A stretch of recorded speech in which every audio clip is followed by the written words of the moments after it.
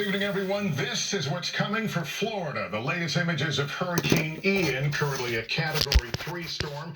Its hurricane force winds now extending some 40 miles from its center, and it's building strength after making first landfall in western Cuba this morning with devastating results. Tonight, the storm track shifting, moving the expected landfall in Florida from Tampa to closer to Fort Myers. Conditions in southern Florida expected to worsen into the night. Actual landfall of Ian likely early evening tomorrow. The National Hurricane Center warning the Florida Peninsula will face catastrophic winds and flooding. Tonight, the rush to get out by car, and for a lucky handful able to find a seat by airplane. Tampa's airport now closed. Others anguishing over whether to evacuate. Officials warning that time is running out. Our team is positioned in the storm zone, but first here's Al Roker with the latest timing and storm track. Al, what are you seeing?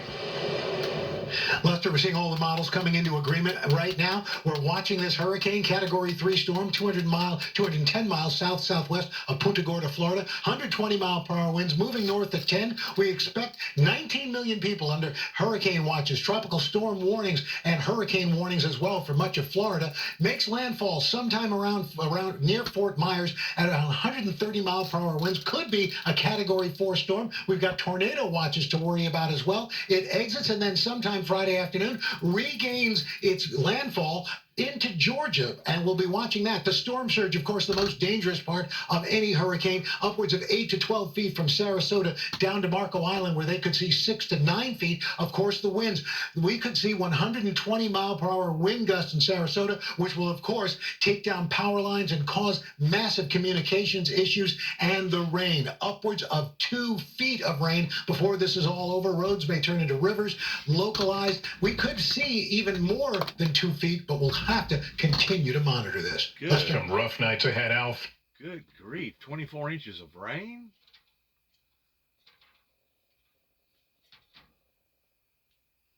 Well, thank you. And in Florida tonight, millions under mandatory or voluntary evacuation orders ahead of Hurricane Ian's impact. A state of emergency declared for the entire state. Our Sam Brock is on the ground in the storm zone. Lester, good evening. This is the type of community so many people would like to retire in, but now those who are here are resisting calls to leave. That is, the number of mandatory evacuations is expanding up and down the spine of Southwest Florida, with time running out. In the few hours that remain before Hurricane Ian wallops Florida, an overnight mad dash to flee. Then this traffic jam today on Alligator Alley. Cars cramming their way out of Naples and Sarasota as passengers waiting to board those very last flights at Tampa's airport, where operations shut down at 5 p.m. Every flight that they tried to get me on was booked, taken, booked, taken. This is state and local leaders plead for people to evacuate. When you have 5 to 10 feet of storm surge, that is not something that you want to be a part of. And Mother Nature is a very fearsome adversary. The concerns caroming all the way to Washington, where the president says he's surging hundreds of FEMA officials to the region. The experts say this could be a very severe hurricane, life-threatening and devastating in its impact. Across Florida, at least 2.5 million now living in evacuation zones, the vast majority in Tampa's Hillsborough County. This was the 4th gas station we just tried. All of them seem to be like out. What people don't understand that had never been through anything like this is that this whole eclipse or scenario of events turns into nothing but total chaos and uproar. And to be quite honest with you, for the first responders and the police and the firemen and all the people engaged in these type of political affairs, they got their hands full whenever something like this happens, because it just turns into a rushing, urgent nightmare, in addition to the elderly, the weak, the children, in addition to all your wackos out there, in addition to all the people that's having to spend so much extra money on all of this. that should be working, that their finances is already stretched thin. I mean, we talk about the depletion of our resources here in America pertaining to bringing in all the illegal immigrants, which that is a great deal of it. Don't get me wrong, that's part of it. But the other part is every time there's an event like this, you take people that buy food, let's say they buy extra food and they don't need it, guess what happens to it? It goes to waste. It goes to waste, but yet now that same person that bought that extra food, now they're not going to be able to make their car payment this month, or their house payment, or their rent payment. So it's a trickle-down effect towards one problem exacerbating another problem whenever something like this occurs, especially on this level of seeing this type of fluctuation of people having to abandon the area just basically to possibly save their lives. Because I mean, who knows what this next 12 to 24 hours is going to bring, rather than not the storm intensifies, in which that's what they've been saying all along, all day, that the barometric pressure has been dropping and dropping and dropping, and whenever it does that, that's kind of the same type of pattern that Katrina took whenever it got that morning, whenever the high tide come in, and so did about a 15 foot of water. Now they're saying that the water level ain't going to be like Katrina. Hopefully it won't be, but still, the bottom line is this: whenever something like this occurs, it costs not millions but billions of dollars. And it don't matter if it's on a small scale like happened last year in Waverly, Tennessee, or this year towards the flooding that happened in eastern Kentucky. It don't matter if it's tornadoes, fires, floods, hurricanes, earthquakes. All these catastrophes helps to diminish what? It helps to diminish the resources from the planet, because it puts a strain on everything, including the very little box that you're looking at right there pertaining to the postmaster. Mail quits running, ATM machines quit working, telephone towers get temporarily dislodged or taken down, electricity ordinarily stops for a day or two, or possibly even for weeks. Hospitals, nursing homes, they got to make extra arrangements towards where they're going to put their people. That way they'll know that they'll be safe, because they're liable for their lives. Schools will stop. Businesses will shut down. I mean, if you put a price tag on it, just of the inflation that it causes with the economy, I'm going to say probably over $200 million.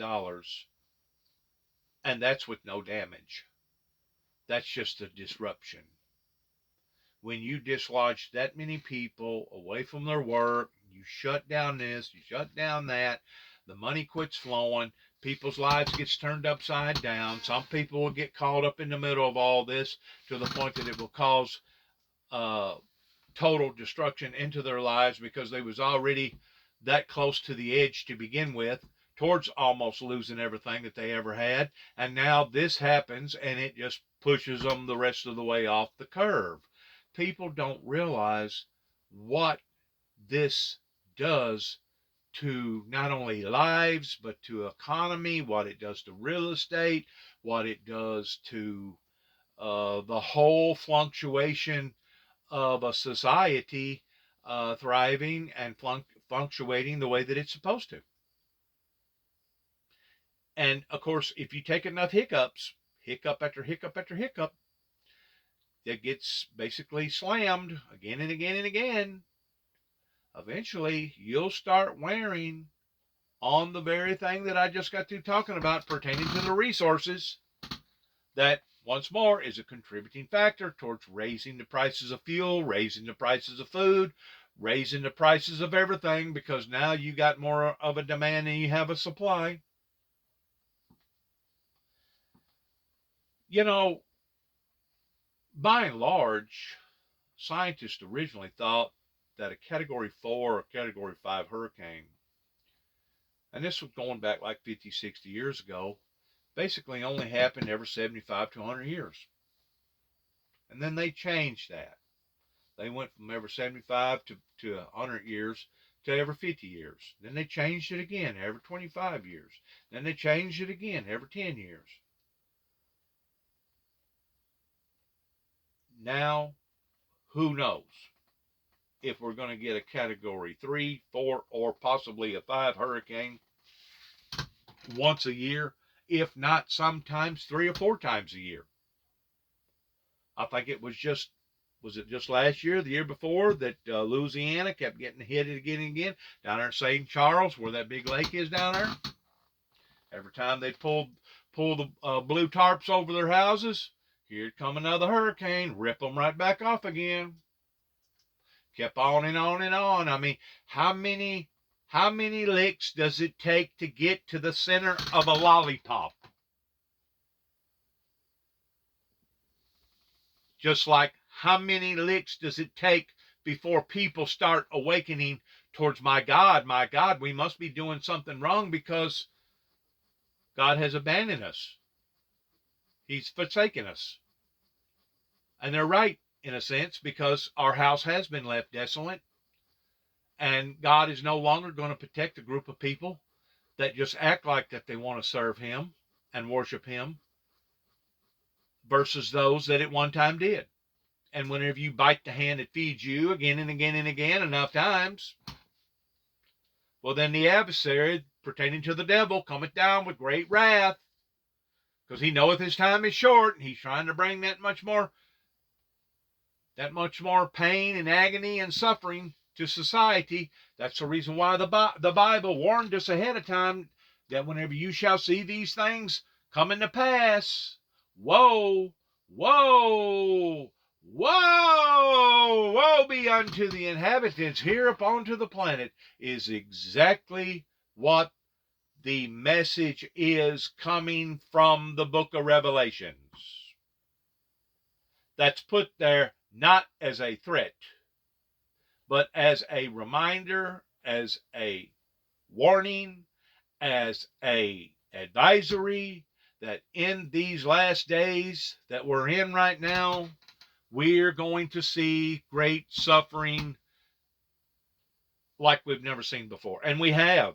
And unless we change our direction and do something differently, we're only going to make things even worse pertaining to our environmental crisis, pertaining to global warming, that basically is helping to generate all these storms that basically Satan helped to deceive a group of people in the 60s, 70s, and 80s, and even in the year 2000, they were still climate deniers, pertaining to them denying anything about the adjustments of the atmosphere changing. But yet now we see all these problems developing all over the planet again and again and again.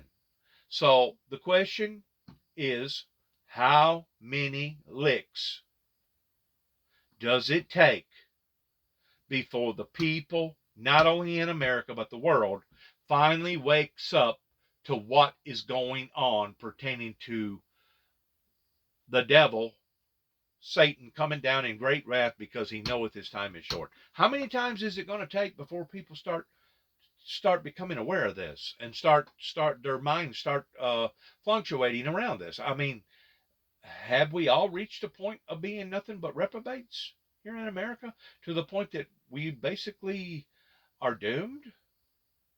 You have to ask yourself that question, because we've had entirely way too much bad luck just within the past 25 or 30 years, going back into the latter part of Ronald Reagan's administration. So what is going on? How come all these occurrences continue to keep bombarding and jinxing the people, the Homo sapiens here upon to the planet? And Pinellas County, where 700,000 should be leaving, but in a place like Gulfport, it's taking some convincing for the older population to sign off on shelters. You're still mulling over whether or not you're going to stay or go? Yeah, because I have 2 pets. I have to take 2 dogs with me. So you're worried that the shelters won't take them? Not all of them can. The Senior Care Center team. We're encouraging the locals to not wait and see what happens. Reaching out to hundreds of people and arranging all these buses to bring them out of the flood zone, but they largely went unused. I got one blanket on the corner. And you're not planning on leaving that house? No way. Why not? Because I like it there. Then finally, a breakthrough. 91-year-old Elizabeth Hartman gave in. Thank you for coming. And is moving out. Were you on the fence about whether or not you were going to evacuate? I was so afraid either way. I didn't know what to do. I have very grave fears that the roof might come down on top of me. I just thought it would be much better to be at the shelter. Floridians facing the reality of a terrifying threat on their doorstep. Some tough choices for folks. Sam, what are you hearing from local officials about their concerns right now? Lester, local officials tell me that the boats you see over my shoulder right now will likely end up in front of the businesses across the street from where I'm standing. Here in Gulfport, this is an aquatic preserve right behind me. It happens to be wedged in between the Gulf and the bay, which, Lester, is to say that there is water on all sides coming from all angles and nowhere for it to go. Lester? Sam Brock for us tonight. Thank you. Before taking direct aim at Florida, Hurricane Ian made landfall in Cuba today as a monster Category 3 storm. Heavy rain and powerful winds leaving a path of destruction and plunging hundreds of thousands into darkness, including parts of Havana. Guad Venegas is there tonight. Hurricane Ian slamming western Cuba early this morning. Wind gusts up to 129 miles an hour as the Category 3 hurricane tore across the island for more than 7 hours, ripping roofs off homes and blowing debris into streets. 64,000 people were evacuated, many huddled in shelters. This woman describing being moved from one room to another because of fears the glass window would shatter. As people took cover inside, the wind howled outside, ripping trees from the roots and knocking transformers off power lines, damaging the country's already vulnerable grid. 500,000 Cubans are now without electricity. Emergency crews scrambled to protect crops in Cuba's main tobacco-growing region. The owner of one major cigar factory describing the damage as apocalyptic. In the western province of Artemisa, more scenes of destruction. Here in Guanajay, about 25 miles west of Havana, even though we weren't in the direct path of the hurricane, you can see the damage that was caused. Nearly 30,000 people here are without power. The storm took down power lines and even broke windows like this door and the center by the plaza. 72-year-old Humberto lives in a small apartment above this barber shop. He doesn't have much. Humberto tells me this is the worst hurricane he's ever experienced. He has candles, oil lamps, and enough rice, beans, and bread and coffee to last 72 hours. Across the country, the cleanup is just beginning.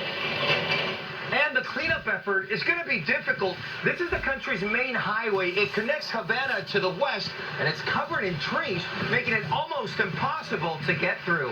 Lester? Juan Venegas in Cuba, thank you. When Hurricane Ian is expected to blast ashore in Florida, officials say the biggest concern will be life-threatening storm surge. Parts of Florida's western coast expected to see up to 12 feet of surge. Kerry Sanders now on the danger it poses.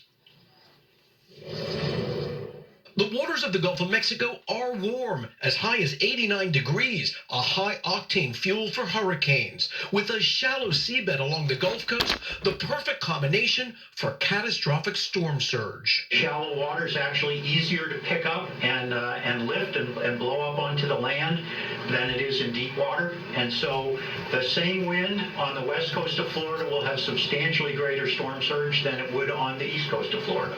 I've experienced it firsthand. This is what storm surge looks like. It's a fast-moving, fast-rising flash flood with the power of of the Atlantic Ocean behind it. What causes that building wall of water known as storm surge? 100+ mile-per-hour winds whipping across the surface of the water, piled higher and higher. The storm surge combined with high tide may cause water levels as high as 10 feet above normal, overwashing beaches and potentially traveling miles inland. I'm at about 2 feet above sea level, which means a 5-foot storm surge would come in about here. A 10-foot storm surge up there. In some cases, the storm surge could wash over Florida's barrier islands. Water does the most damage, it kills the most people, and it takes the longest to recover from. Anyone with a mortgage in a flood zone is required to carry federal flood insurance, but wind damage is covered by your homeowner's policy.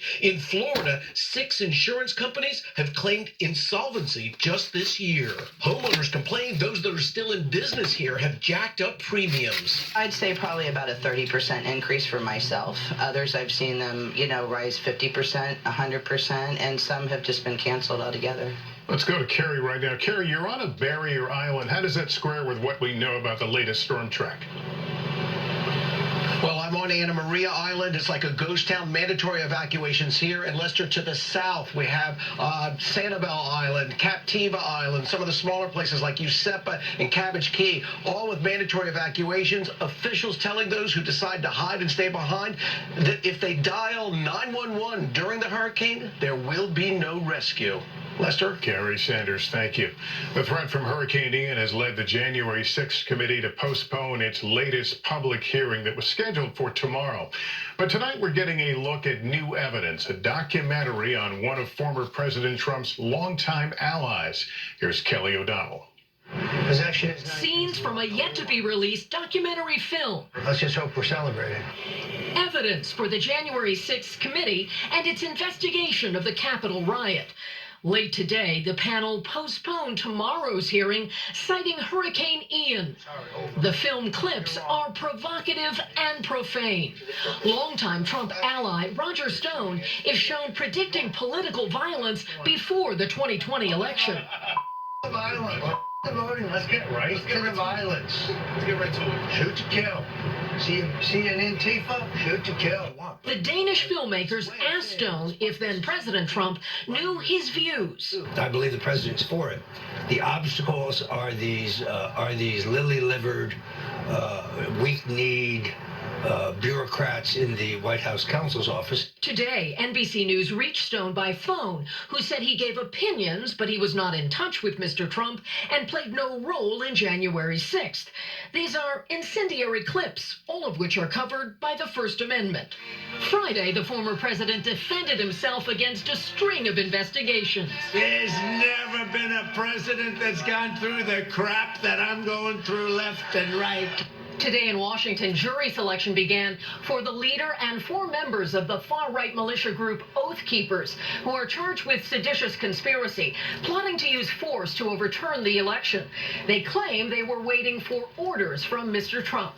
Lester? Kelly O'Donnell, thank you. We'll turn now to the mystery leaks along Russian gas pipelines to Europe. Some European leaders have blamed sabotage. Russia has denied responsibility for the damage.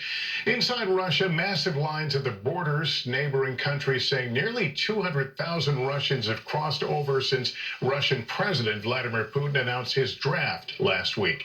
And in eastern Ukraine, officials say 4 occupied regions have elected to join Russia in votes the U.S. has called a sham. Putin could announce Russia is annexing those regions during a speech on Friday. In 60 seconds, soaring mortgage rates, how they're also making it harder for home owners looking to sell, and the announcement today from Facebook on new foreign efforts to once again meddle in America's elections. This is how it feels to do more with less asthma, thanks to Dupixent. Dupixent is not for sudden breathing problems. It's an add-on treatment for specific types of moderate to severe asthma and can help improve lung function for better breathing in as little as 2 weeks. Dupixent helps prevent asthma attacks and can even reduce or eliminate oral steroids. Imagine that. Dupixent can cause allergic allergic reactions that can be severe. Get help right away if you have rash, chest pain, worsening shortness of... Sorry about that.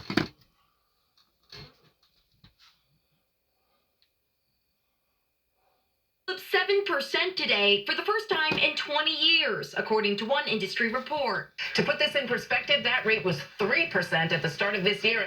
Today's rate means a difference of $850 a month on a typical mortgage payment for a median-price home compared to a year ago, making buying increasingly out of reach for Americans. It's like disheartening. In August, existing home sales fell 20% from last summer as more wannabe homeowners like Samantha Baker take their foot off the gas. I found out I could afford less and less, even with zero debt and, only a car payment. Sky-high mortgage rates are also sidelining would-be sellers. Redfin reports a steep decline in the number of homes hitting the market, slumping 19% compared to last year. We know high mortgage rates have priced out buyers, but what's the impact on sellers? High mortgage rates end up locking in homeowners who fixed a low mortgage rate before. So if you're a homeowner who has a 3% mortgage rate and you're thinking about buying again, it's going to cost you around 40% more to buy the exact same home. As mortgage rates go up, home prices are ticking down, but only slightly, less than 1% decrease between June and July, according to industry data out today. Even though there's less demand, there still isn't enough supply, and that keeps prices high. For buyers undeterred by rising mortgage rates, experts say first, establish a budget and factor in the ongoing cost of home maintenance. Try to build up your credit score and shop around for competitive rates before you lock one in. Lester? All right, Emily, thanks. Coming up, Vote Watch warning: the overseas accounts Facebook just shut down to help protect the midterm elections from disinformation. Oh, that I can't believe I scored this prize feeling.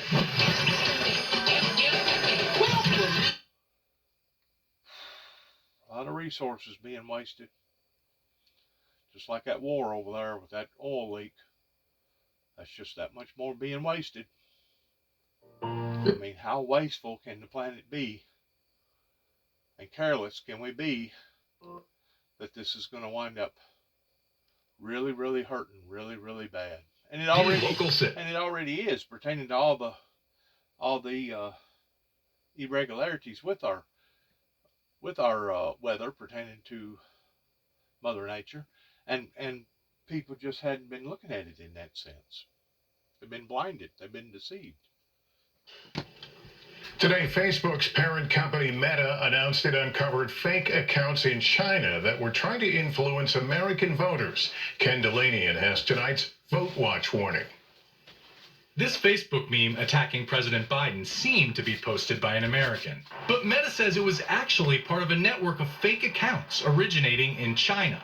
The company says it's the first known attempt from China to influence American politics through social media deception. Meta announcing today it shut down the network ahead of the U.S. midterms. What this operation was doing was targeting U.S. domestic politics, targeting both sides of the issue. And it's the first time we've seen that from a Chinese operation in this way. Meta says it took down 83 accounts before they had a chance to accumulate many followers, but investigators are concerned. Even though it was small, even though we caught it early, it's a significant step change in what we've seen from Chinese operations. The operation takes a page from the Russian playbook from 2016. Posts across Facebook and Instagram that fan the flames on hot-button topics like abortion and guns. But Meta says it's better prepared now. Is it fair to say that what happened in 2016 would be much more difficult for even a sophisticated foreign actor to pull off right now? The difference between 2016 and now is that in 2016, there wasn't really a defensive team at all. And what I see now is there really is that joined-up approach. There's far more people playing defense. Meta also said it took down a separate and larger Russian network targeting Europe with false narratives about the war in Ukraine, as social media companies race to stay one step ahead of foreign disinformation. Ken Delanian, NBC News. When we come back, how a beloved comedy star is shaking up the art world and why it means so much to the next generation. So I said, yeah, you're saving hundreds with the home and auto bundle from Progressive, but there's no saving that casserole.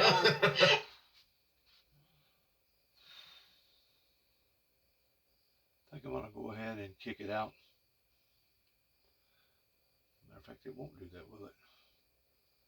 Gotta stop it, change channels. Establishes a seditious conspiracy, or at least a conspiracy to commit violence between Trump himself and the Proud Boys, who are going on trial right now as we speak. But there are other conspiracies that the January 6th committee has been investigating, as well as federal and state investigators, Joy, including this whole fake electors plot that John Eastman and others cooked up. And there doesn't need to be any overlap between the two. It's kind of an old law all the way going back to the Supreme Court case in 1943 of Kotiakos. You can have multiple different conspiracies. Prosecutors just need to prove one. And, at this point, Donald Trump is facing many, many different investigations into many conspiracies. Yeah, absolutely. And just one last note for you, Senator Jones. So Chris Kise, this is the guy who got $3 million up front. And he was smart to get his money because Trump doesn't really usually pay his lawyers. He got $3 million retainer to lead Trump's legal team. He's now not the leader. What do you make of the fact that he's essentially been demoted after they decided who they wanted? They picked Judge Dearie as their choice to be special master. And turns out, surprise, surprise, he's a real judge. And he's acting like a real judge. And he's not helping them. Well, look, I don't think it's any surprise that Donald Trump will immediate positive results. And when he doesn't get them, he'll go to somewhere else where he thinks he can get those immediate results. I think the legal strategy that we've seen coming out of Mar-a-Lago and some of the other cases, by the way, I've been baffled by, including the fact that these guys can't put at least some kind of controls on their client, that he doesn't talk. Some of the things he said to Sean Hannity was really damning the other day. So, sometimes you just got to clean sweep, start with a fresh team, and move on and hope the damage can be resurrected. I'm going to nominate Chris Kise as one of our Who Won the Week final.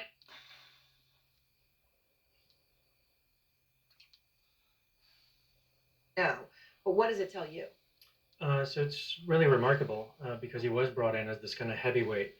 They needed somebody with some gravitas and stature in Florida. And so for him to be sidelined at this point with only 4 weeks in and a whole lot of action ahead of us is something remarkable. And he's also, I would say, from what we know, the most competent lawyer around Trump. So it leaves him back in the saddle of these lawyers who have made so many strategic and tactical errors. And so now, even if he is on board, this is a guy who's sidelined in favor of people who are not experienced or may not. So who knows if he'd even be willing? I mean, who knows, right? To this whole point of whether he's going to focus on something else. Okay, so that's significant. And Media. To this issue, we've kind of buried the lead here a little bit. Close to 300,000 unaccompanied children have been sent by their parents to a foreign country that they have no knowledge of because it's better than the alternative, which is staying in their home countries where they're being slaughtered wholesale by cartel drug lords who are taking over the country. And that is a direct result of the fact that those drug lords became wealthy the exact same way that the alcohol drug lords of the past became wealthy in this country, and that is through prohibition of substances. If we recognize the fact that you're not going to make the demand for it go away, and you're certainly not going to make the supply for it go away, and that the war on drugs is doing nothing but empowering some of the worst and most violent criminals on this continent or on this landmass, and that's directly causing all of the violence that we're seeing that is causing people to send their children unaccompanied to another country. Until we address that, it's never going to end under Republicans or Democrats or anyone else. Yes. Until we end the war on drugs, we are continuing to empower some of our worst enemies who are doing immeasurable violence in their home countries, and there are going to be surges of people that are trying to flee it until that ends. And Spike, you bring up a good point, because the people who are in uniform, who've been deployed to places like the Koreas and Germany and Africa, they do so not because they need accolades and high fives. They did so willingly because we don't have active conscription right now in this country. And also, to your point, Spike, you've got 300,000 children. That's 10 times as many children who were sent here alone to be abused along the way. But Chris somehow thinks it's more important optically for the vice president to be overseas when right here in this country, we've got real suffering and abuse. How dare you, Chris Hahn? No, I think we should behave like the Christian nation we pretend to be and welcome them in and help them. But we don't. No, we don't, because our vice president is Because overseas we're not. at the wrong border. Because it's a hypocritical and she's thing a we say we are. We're unserious not. person. All right, Anybody who stop read the talking. book of Stop talking. Matthew would be saying, "Come, children, come up to Martha's me." Vineyard That what you welcomed do the unto the illegal least of immigrants these right in onto Christ. this Seven to posh Martha's island. Vineyard, Chris. That'd be amazing. Have you always wanted? Well, they Stop did, talking. and they welcomed them Stop in. Talking. They welcomed Stop them in. talking. Yeah, they welcomed Have you? them. Okay. Have you always wanted to be a tree? We're gonna switch gears. Now you can be a tree, thanks to a new California law that allows human beings to be turned into compost instead of cremation or burial. Proponents of the law say it's cheaper and more eco. Well, they made some good points that I'd like to weigh in on pertaining to all these drug lords and all these different people that have taken advantage of the situation in the past 25, 30 years. These people are rootless. They don't have no conscience about nothing or nobody. They would basically stab their own brother or sister or their mother or father in the back just to be able to make $1. And once more, there was never a true revival or spiritual awakening that occurred after the 9 tapes went to the White House in 1988. And everybody has been basically pedaling their own boat because they didn't want me for some reason, didn't like the message, didn't like the messenger, whatever. They have chose to do this, and now we're all suffering the consequences on account of it. And there's no doubt there's some of them people out there. Whenever I was working in Arizona for Bill Luke Chrysler Dodge, there were some of them warlords or drug lords, whatever you want to call them over there, that was literally getting rich at $2,000 a head towards bringing illegal immigrants over to America and dropping them off and saying sayonara.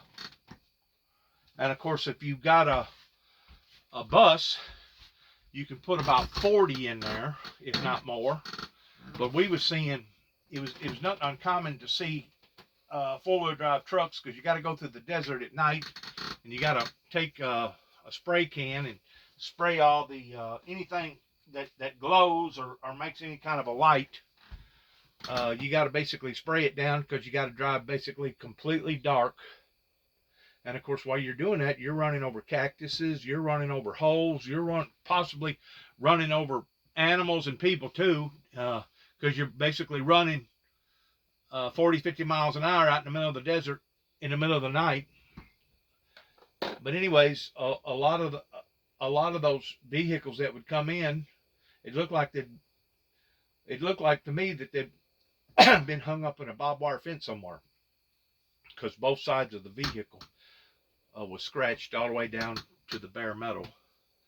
And like I said, most of them, the tail lights was blackened, the dash was blackened, everything, anything that would glow was darkened with a rattle can, a dark paint can. And they would usually take the seats and the console out, and sometimes even the passenger seat.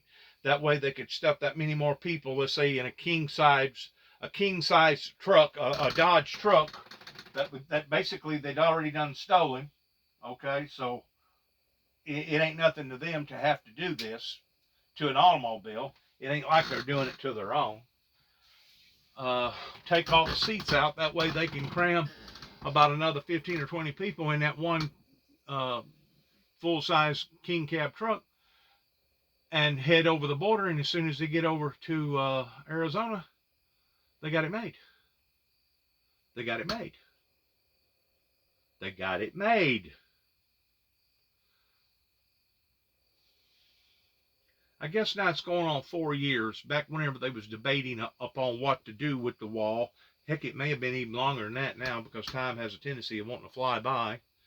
But it was basically during the time that Donald Trump was running for president, so that would take us back about another 5 years, that I proposed towards them doing like they done out here in Tennessee River, towards flooding the Rio Grande and making big bodies of water to where people couldn't cross it because they couldn't swim it. Plus, whenever you have a flat land, a flat body of water like that, you can put cameras and laser cameras and movement cameras above the water just a little ways, and you can catch whatever and whoever does attempt to want to come over the waterway with a boat or whatever. You can pretty well know exactly what's going on there. But they didn't want to listen to me. They didn't want to generate more turbines. They didn't want to split the difference between Mexico and America. And now we are where we are, which is basically a mess. It's a mess. It's a mess. And it's more of a mess. And like I said, every time a horrendous storm, tornado, fire, drought, hurricane, pandemic, whatever, costs not only money but human lives, and basically destroys lives, because it turns